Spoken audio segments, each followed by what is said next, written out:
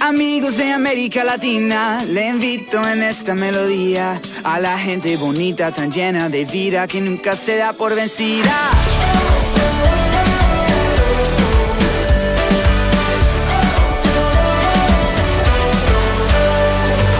Si hay tristezas que tú no comprendes, gobiernos que olvidan a la gente, yo tengo una fuente que tiene sabor a alegría eternamente. Parce, si te sientes perdido, que la vida no tiene sentido, te invito, mi amigo, que eches tus cargas a los pies de Cristo. Mi casa es tu casa, todo lo que tengo es tuyo. Aquí en la tierra nosotros cantamos alegres como los cielos. La vida es una fiesta, queremos que todos vengan, porque Cristo te ama, renueva tu alma, pero ya tú lo sabes.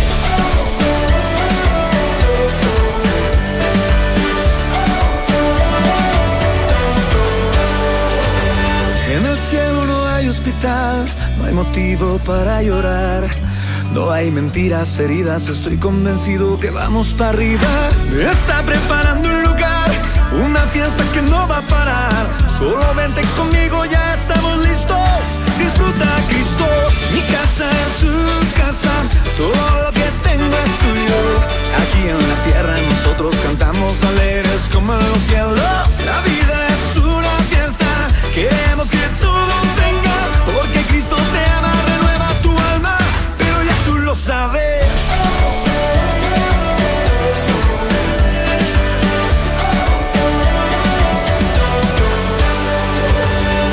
Siéntate a mi mesa hoy, sé el invitado de honor. Bienvenidos al hogar, descansa tu corazón. Disfruta de un buen café al ritmo de esta canción. Ven y gózate con el Rey. La vida tiene color, tiene color.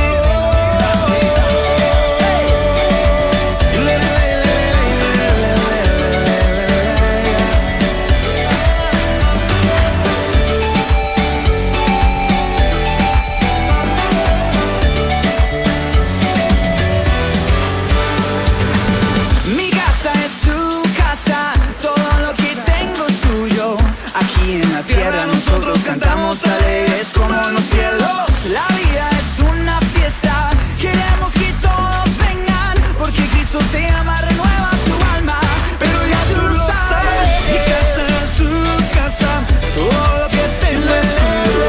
Aquí en la tierra nosotros cantamos alegres como en los cielos. La vida es una fiesta, queremos que todos vengan, porque Cristo te ama, renueva tu alma, pero ya tú lo sabes. Hola hermanos, esperando que se encuentren bien. Les traigo la palabra del Señor el día de hoy.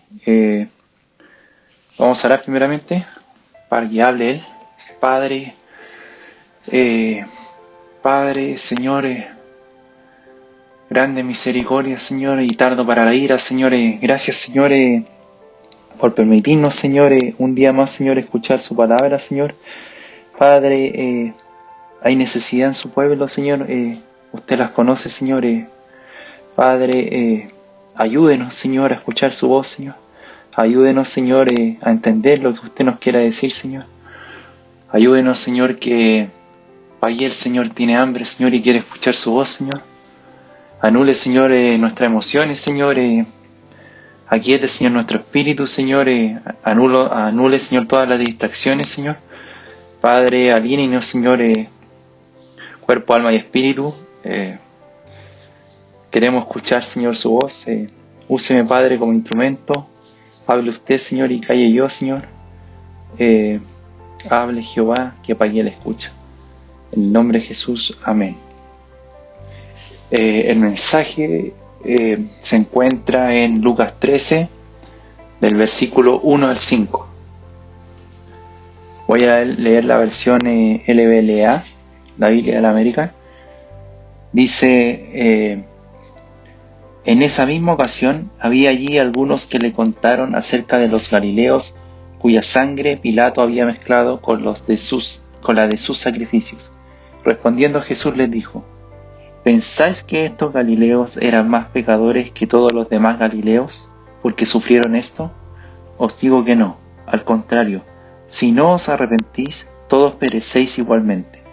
¿O pensáis que aquellos 18 sobre los que cayó la torre en Siloé y los mató eran más deudores que todos los hombres que habitan en Jerusalén?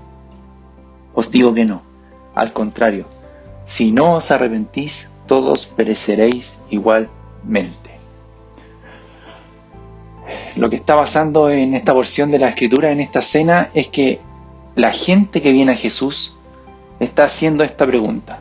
Si podemos parafrasear la pregunta, es: ¿cómo puede Dios permitir que sucedan estas cosas? Si Dios es bueno, ¿cómo podría quedarse quieto y dejar que la torre cayera sobre las cabezas de personas inocentes que simplemente estaban ocupados en sus asuntos y caminando por la calle? ¿O permitir que se conviertan en víctimas de este salvaje ataque de las fuerzas de Pilato? Al igual que estas personas, nos sorprenden cuando suceden estas cosas. Y creo que es la pregunta que mucha gente se está haciendo en esta época de pandemia, en esta época distinta que estamos viviendo. Muchos cristianos y no cristianos, y sobre todo los no cristianos. Yo soy uno de los firmes creyentes que cuando se abra la iglesia vamos a tener que estar preparados como hijos de Dios y como congregación a responder este tipo de preguntas. Si Dios es bueno, ¿cómo permite esto? Si Dios es bueno, ¿cómo permitió que mi padre o mi madre, mi abuelo, mi abuela, mi hermano o alguien cercano muriera por la pandemia? ¿Cómo? Eso es lo que la gente le está preguntando a Jesús en esta parte de la Escritura. ¿Cómo puede Dios permitir que sucedan estas cosas? Nos sorprende aún más la respuesta de Jesús. Él dijo: si piensas que estas cosas le pasan a esta gente porque eran mucho más pecadores que los demás, te digo que no. Pero a menos que te arrepientas, tú también igual perecerás. Ahora, ¿qué está haciendo nuestro Señor? Creo que lo que le está diciendo a los que preguntaban es esto: me estás haciendo la pregunta equivocada. La pregunta que deberían hacer es: ¿por qué esa torre no cayó sobre mi cabeza? ¿Por qué no se mezcló mi sangre con la sangre de los sacrificios con los Galileos? De alguna manera asumimos que Dios nos debe a nosotros una vida libre de sufrimiento. Nos sorprendemos cuando estas cosas le pasan a los demás, pero la pregunta es otra: ¿por qué no cayó sobre mí? Eso es lo que le contesta Jesús. En realidad estamos tan acostumbrados a...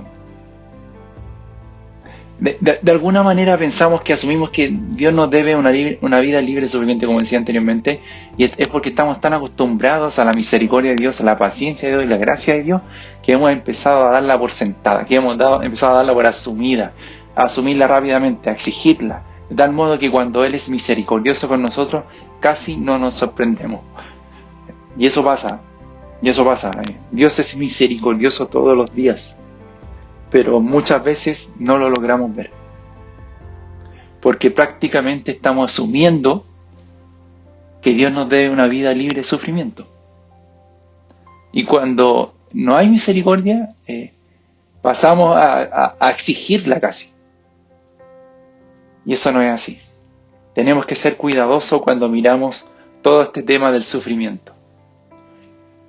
Sabemos que en el capítulo 9 de Juan, los discípulos vienen con una pregunta a Jesús sobre un hombre que había nacido ciego. Y le dicen: ¿quién es el que pecó, este hombre o sus padres, para que este hombre naciera con esta aflicción? ¿Y qué dice Jesús? Ninguno. Ustedes han venido a mí con un falso dilema. esto no fue como un castigo para ese hombre, ni tampoco era como un castigo para el padre o la madre o para el hijo del hombre o para la madre, sino que esto era para que el Hijo del Hombre sea glorificado en esa pasión. Esa era la respuesta que dio Jesús. Ahora vemos todo el libro de Job. Vamos al libro de Job, el cual ocupa un libro completo de la Biblia en la lucha con el tema del problema del sufrimiento. De hecho, esta prédica la titulé El cristiano y el dolor. Job, no podemos dejar afuera el tema del dolor y del sufrimiento si no escudriñamos el libro de Job. Job es un libro completo que trata de la lucha, trata del problema del problema del sufrimiento. En este libro se nos presenta el drama de un hombre, quien es el hombre más justo del mundo, que luego es reducido al peor nivel de dolor, miseria y sufrimiento que cualquier otra persona del mundo. Tanto que sus amigos comienzan a pensar que debe haber sido el mayor de los pecadores para merecer ese destino de tanto dolor. ¿Qué pasó con Job? Job, ¿qué hace? Y Job se subió a un montón de estiércol, como se podría decir, y maldijo el día de su nacimiento. Job llegó a maldecir el día de su nacimiento. Pero sin embargo dijo, aunque él me matara, en él esperaré. Job hizo con angustia la pregunta, ¿por qué Dios?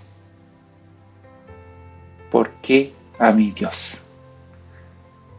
Y creo que eso es algo natural, algo normal para el cristiano.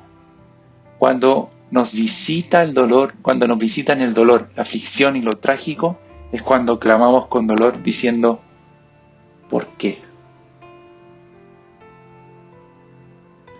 Claro, eso, como decía, es algo natural. El exclamar y dentro del sufrimiento el que salga el por qué. Pero tenemos que ser cuidadosos cuando hacemos esa pregunta, la pregunta del por qué. Porque cuando buscamos con sinceridad una respuesta es algo legítimo. Pero cuando la pregunta, el por qué, podría ser una acusación, es distinto. Cuando la pregunta sale con sinceridad es algo legítimo, pero cuando la pregunta suele sonar y suele como que nosotros le pedimos a Dios una explicación o algo o una acusación de por qué me lo hiciste a mí, es algo distinto. Cuando decimos algo así, cuando es como una acusación, o cuando decimos el por qué, más como general, cuando decimos el por qué, la única respuesta que legítimamente podemos esperar de Dios es ¿por qué no? Necesitamos mantener eso siempre frente a nosotros en todo momento. Que Dios nos puede contestar el ¿por qué no? Él es el dueño de nosotros, Él es el dueño de la vida. Pero la realidad del sufrimiento es que es algo con lo que todos tenemos que lidiar. Todos tenemos que lidiar con el sufrimiento. Tanto el mundo pagano como el mundo cristiano. Todo el mundo tiene que lidiar con el sufrimiento. Y nos ocupamos de ello en un mundo pagano, y parte del problema que experimentamos al tratar con este problema difícil en particular es que muy a menudo oímos posturas sobre el dolor y el sufrimiento que son posturas paganas sobre el mismo dolor y sufrimiento.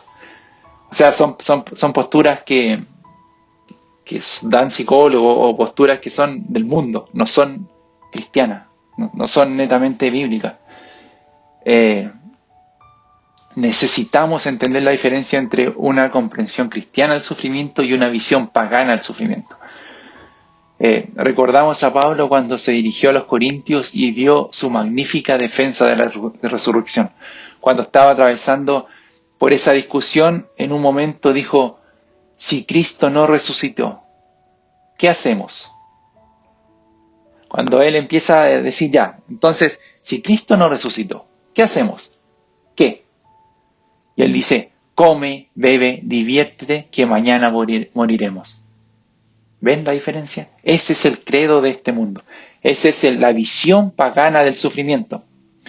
Tarde o temprano lo que piensa el mundo es la tragedia, la muerte, el dolor, el sufrimiento y la aflicción nos atraparán, me atraparán. Así piensa el pagano. Entonces solo voy a vivir la vida una vez. Solo se vive una vez. Entonces voy a aprovechar todo el gusto que pueda obtener ahora mismo y me voy a llenar de placer, porque mañana me muero. Entre tanto, es hora de la fiesta. Así es el pensamiento pagano. Ese es el pensamiento, uno de los pensamientos hedonistas, el pensamiento mundano, la visión hedonista, la visión mundana al sufrimiento. Hay muchas personas que son infelices, que están sufriendo, que están afligidos y que están tratando desesperadamente de encontrar consuelo y alivio de su dolor de la manera que puedan. Eso está pasando ahora, ya en el contexto de pandemia, está pasando ahora donde se ve, está viendo más este tipo de personas. Por eso creo, y vuelvo a decirlo, a repetirlo, que las iglesias se van a llenar y va a llenarse este tipo de gente buscando consuelo, buscando alivio al dolor que sienten, porque la visión del mundo, esa de que solo vive una vez, la visión de ocultar el dolor con alcohol o con drogas o con diversión, se van a dar cuenta que no los llena, que no se lleva el dolor. El único principio general de la visión bíblica del sufrimiento es este, que el sufrimiento para el cristiano nunca es un ejercicio sin importancia. Esa es la visión del cristiano, esa tiene que ser la visión de nosotros, que el sufrimiento nunca es un ejercicio sin importancia. El sufrimiento es usado por Dios con propósitos redentores entre su pueblo. Pedro y Santiago nos dicen que no debemos pensar que es algo extraño cuando somos llamados a sufrir, porque la fe cristiana nace del sufrimiento. El camino de la salvación es la vía dolorosa, el camino de la tristeza, el camino de la cruz. Cristo mismo promete a su pueblo que en el mundo tendrán tribulaciones, tendrán aflicciones, tendremos aflicciones. Todos estamos llamados a participar de los dolores de Cristo, quien fue llamado varón de dolores y familiarizado con el quebranto. Fue un hombre de dolores, familiarizado con el quebranto, y las Escrituras dejan claro que el dolor es una emoción humana legítima y que no hay nada pecaminoso en dolerse por la pérdida de un ser querido. Cristo mismo, ¿se acuerdan? Lloró, sintió el dolor de esas personas cuando Lázaro murió. Esa emoción de dolor, la emoción del quebranto, es en sí misma perfectamente legítima. Aunque puedan convertirse fácilmente en un espíritu de autocompasión o de amargura, pero esas son distorsiones de las emociones legítimas. Cuando se llega a un extremo del dolor, cuando es un extremo de esa emoción legítima del quebranto, se cae ya en un espíritu de autocompasión o de amargura. Esa es la extremidad y no hay que llegar a eso. Pero sí es legítima la emoción del dolor y el quebranto en sí misma.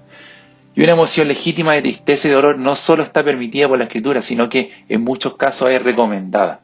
Se nos dice en el Antiguo Testamento que es mejor ir a la casa de luto que pasar el tiempo con los necios. Eclesiastés 7:2 dice eso. Cuando Pablo habla del gran beneficio de nuestra justificación, mediante el cual somos adoptados en comunión en la familia de Dios, él dice que, siendo justificados, por lo tanto, ¿qué tenemos? Paz con Dios. Acceso a su presencia. Y luego continúa diciendo, y en medio, debido a tu relación con Dios, puedes soportar la tribulación, sabiendo que la tribulación produce paciencia y la paciencia un carácter probado, y esas cosas no nos dejarán avergonzados. Eso es Romanos 5. Para que Dios use la tribulación, Él usa nuestro dolor, no solo para castigarnos, sino para pulirnos, para santificarnos. En muchos casos, entramos en el fuego del crisol para que Dios elimine lo que no es atractivo de nuestra vida, nos acerque a Él y en el proceso del dolor y sufrimiento seamos hechos más como Cristo, cada día más a su imagen y semejanza. Luego Pablo nos recuerda que los sufrimientos de este tiempo presente son solo por un momento. Son pasajeros, no son la respuesta final. Y que los sufrimientos que estamos llamados a soportar en este mundo no son dignos de ser comparados con las cosas gloriosas que Dios ha guardado en el cielo para los que los aman. Para los que lo aman. Esto es tener la visión en Cristo. Esto es tener la visión en el reino de Dios, en el reino venidero, en el reino que está ya presente y en el reino venidero, en el reino de porvenir. Tener la visión en lo celestial, no en el sí mismo, en el sufrimiento. Entonces, en un sentido, nuestro sufrimiento se convierte en un puente hacia la gloria. Ahora, eso no significa que estamos supuestos a salir a buscar el sufrimiento y decir, gracias Señor, cada vez que se cae el cielo sobre nuestras cabezas. No nos alegramos de tener dolor de cabeza, no nos regocijamos de tener cáncer consumiéndonos, pero de lo que sí nos regocijamos es de la presencia de Dios en medio de nuestro dolor. Es eso lo que debemos tener claro. Es eso lo que debemos enseñar a quien no es cristiano, incluso al hermano que está sufriendo, es recordarle esto, que en medio de nuestro dolor debemos regocijarnos en la presencia de Dios. En medio de nuestro dolor está Dios. Llora. Sí, llora todo lo que quieras. Llora el tiempo que tenga que llorar. Pero en medio de ese llanto y de ese dolor y de ese sufrimiento está Dios. Y eso no debemos olvidarnos nunca. Y debemos enseñarlo a quien no lo conoce. Que el dolor no se lo lleva al alcohol. Que el dolor no lo olvida la droga. No lo olvida ver películas o distraerse. Sino que el dolor, el regocijo viene, el saber que en medio de ese dolor está la presencia de Dios. Tenemos que entender, para que no caigamos en el estar absolutamente deshechos y asombrados cada vez que la aflicción nos golpea, que va a venir, que el sufrimiento va a venir, debemos esperarlo. Es parte de nuestro llamado como cristianos. Que Dios no nos ha llamado en un mundo caído para ministrar en un mundo que es un valle de lágrimas y es un lugar de dolor y no hay forma de que podamos siquiera escapar.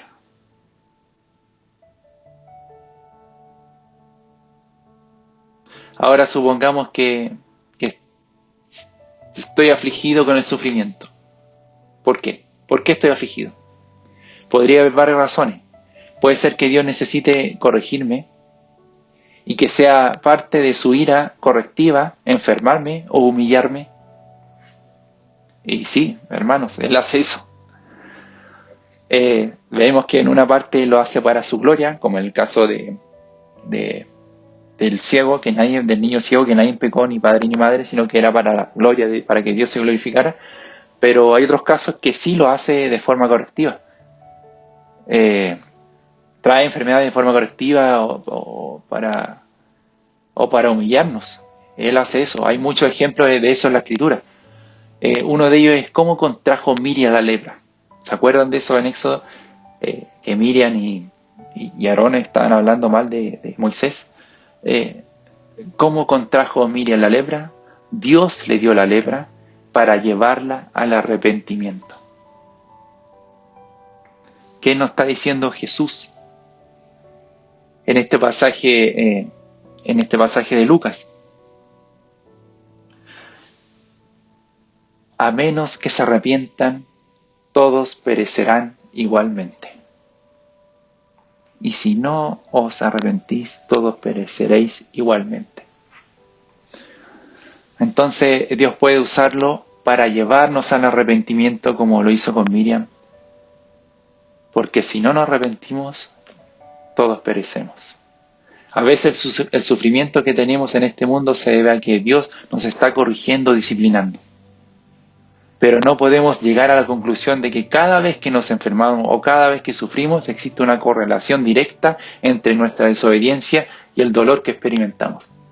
Una vez más, Job es la prueba A para refutar ese argumento. Job era más justo que nadie y sin embargo sufrió más que nadie, y habría sido un terrible error asumir que había una relación directa y proporcionada entre el grado de culpa y el grado de dolor.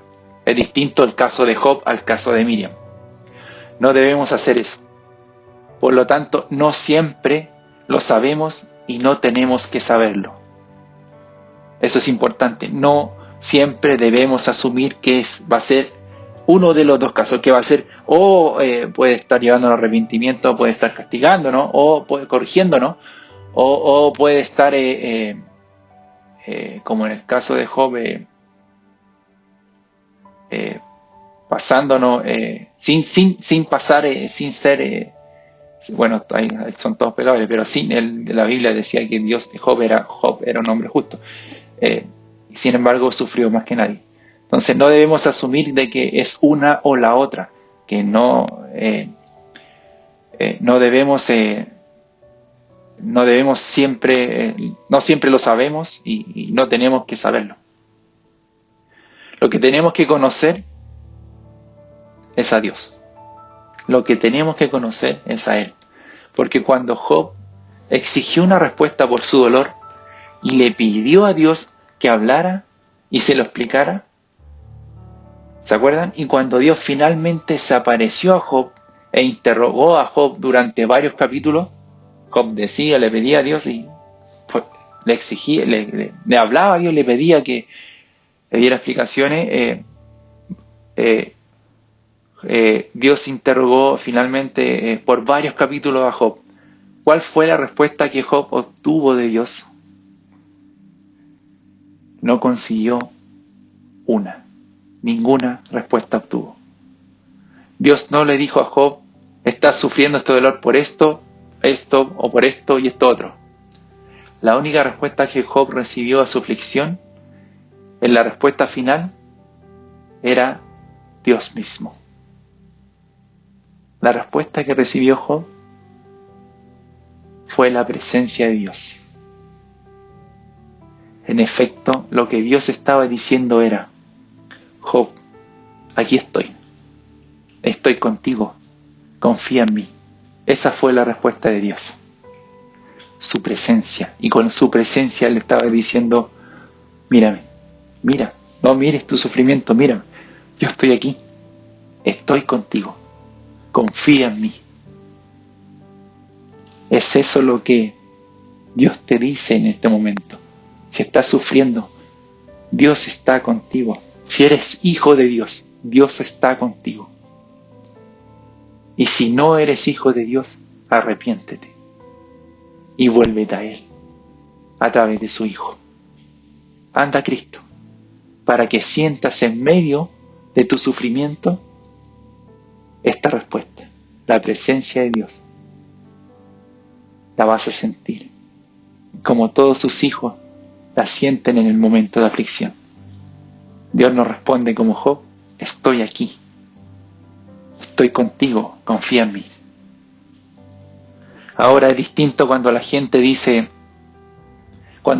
o el hombre dice, confía en mí. Cuando dice eso el hombre, es hora de correr. Pero cuando Dios nos dice, confía en mí, es hora de confiar. Dios no es hombre para mentir. Dios nunca nos prometió a ninguno de nosotros que nunca iríamos al valle de sombra de muerte. Dios no nos prometió eso. Lo que sí nos prometió fue que Él iría con nosotros. Aunque ande en valle de sombra y de muerte, no temeré mal alguno, porque tú estarás conmigo. Tu vara y tu cayado me infundirán aliento.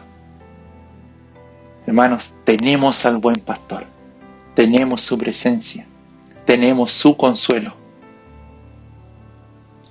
Eso no significa que estamos apartados de la arena del dolor, sino que se nos sostiene en la arena del dolor. nos sostiene en medio del sufrimiento. Tenemos al buen pastor, tenemos su presencia y tenemos su consuelo. Ese fue el mensaje del día de hoy. Vamos a orar. Padre, gracias, Señor, porque usted nos levanta, Señor.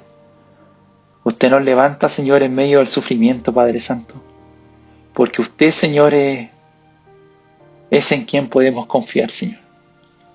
Porque usted, Señor, tiene la vida, Señor, tiene nuestra vida en sus manos, Señor. Gracias, Padre, por la misericordia dada muchas veces, Señor.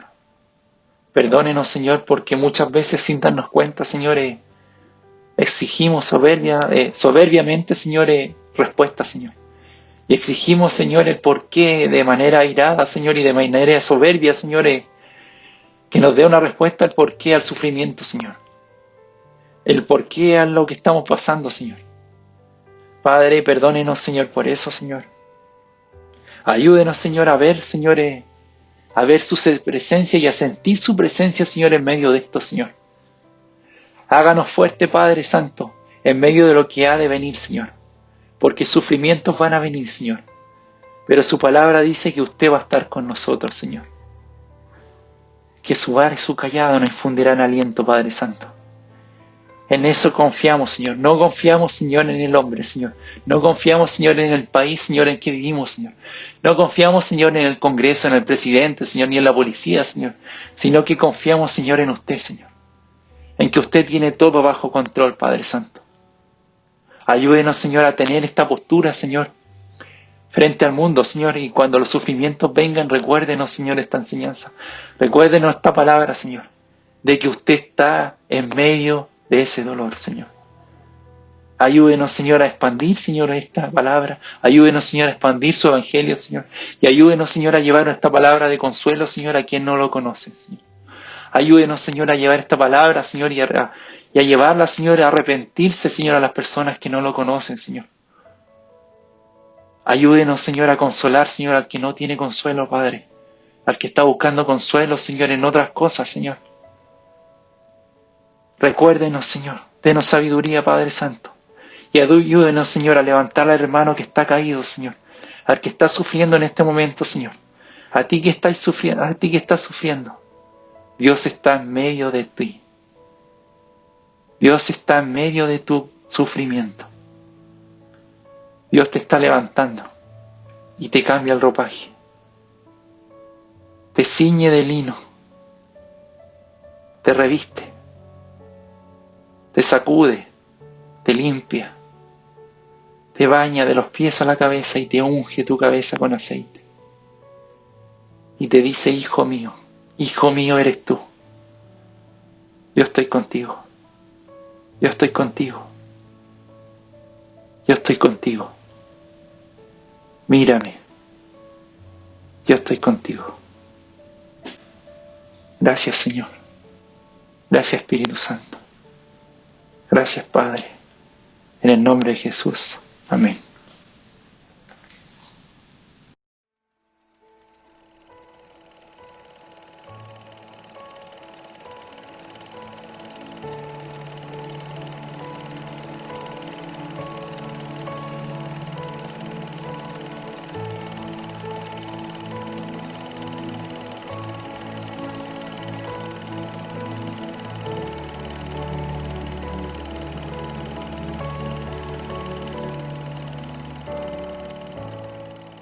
Si acaso se me olvida, si acaso se me escapa,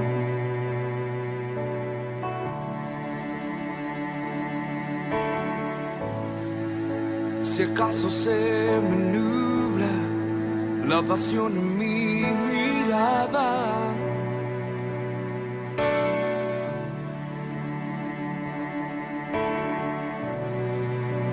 llévame al madero,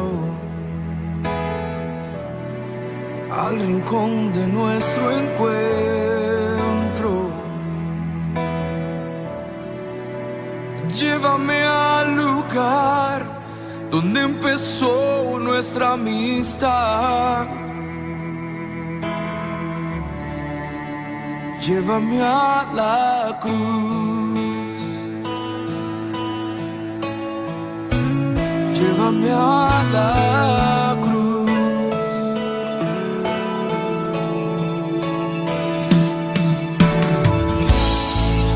Si acaso se me olvida, si acaso se me escapa,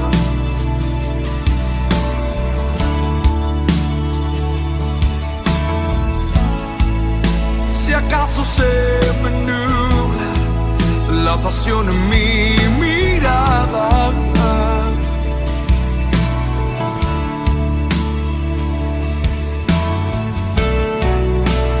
llévame al madero, al rincón de nuestro encuentro, llévame nuestra amistad. Oh, oh, yeah. Llévame al madero, al rincón de nuestro encuentro,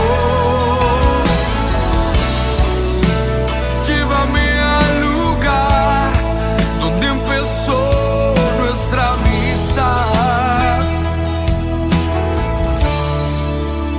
Llévame a